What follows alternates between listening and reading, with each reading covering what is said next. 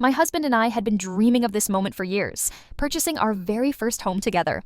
It was a milestone, a new chapter that promised not only a space we could finally call our own, but also the exciting prospect of starting our lives in a new neighborhood.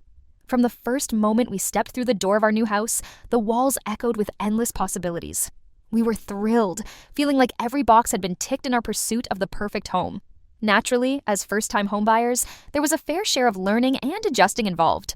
As we busied ourselves unpacking boxes, decorating rooms, and planning future renovations, we were eager to settle in and perhaps make a few new friends in the neighborhood.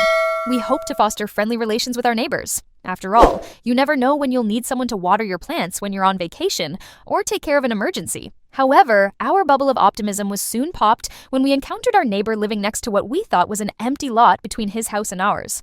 At first, he seemed like any average neighbor, but we quickly learned that expectations could be very different from reality. The neighbor introduced himself not only with the typical pleasantries you'd expect, but also with an air of territorial ownership. He was operating under the pretense that he controlled the vacant lot between our houses. Those first few conversations revealed a domineering personality, one that demanded respect and space from us, a respect he didn't appear willing to reciprocate. This came to a head when our contractor knocked on our door, looking a bit flustered. He had been confronted by this neighbor over something as innocent as leaving a truck parked on the empty lot, which, unbeknownst to us at the time, the neighbor claimed as his own. This was just the start of many unexpected revelations, as we soon discovered how far his supposed ownership stretched, shaping encounters that would define our new home life in ways we hadn't anticipated. It became increasingly clear that our neighbor was trouble when he took his supposed dominion over the empty lot to extremes.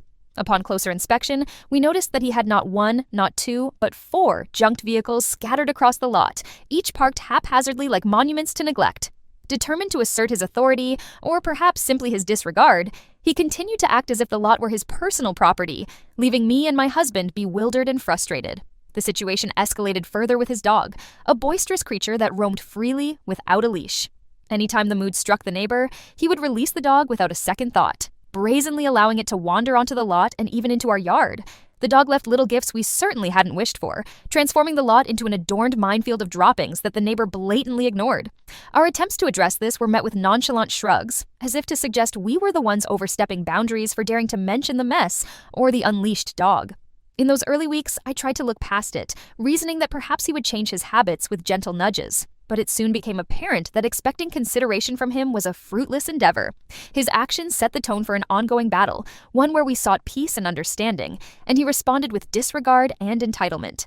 Each encounter taught us that diplomacy with him was akin to shouting into the wind. It made a lot of noise but had little effect. Thus, we reluctantly accepted that the neighbor's pretentious ownership of the lot and his ill-behaved dog were headaches we'd have to contend with as we settled into our new home, quirks that would be part of the backdrop as we tried to turn our dream house into a haven. However, little did he know, changes were on the horizon that would soon level the playing field between us. Just when we started resigning ourselves to the continuous disturbances, things took a turn for the worse. Our neighbor decided that his claim over the lot gave him license to disrupt the peace at all hours. He began cranking up his music to maximum volume, allowing the sound to reverberate through the neighborhood, uncaring of the time of day or night. It was almost as if the louder the music, the stronger his perceived entitlement over the lot. Night after night, as we tucked ourselves into bed, hoping to enjoy our newfound home, we were met with a vibrating bass that shattered the stillness usually associated with our evenings. During the day, rather than birdsong or the whispering of a light breeze, there was nothing but the relentless beats of his music. Discussing it together, my husband and I felt helpless, prisoners in our own home thanks to his inconsiderate conduct. Just when we thought we'd have to endure his antics indefinitely, a surprising twist arrived in the form of a letter from the city.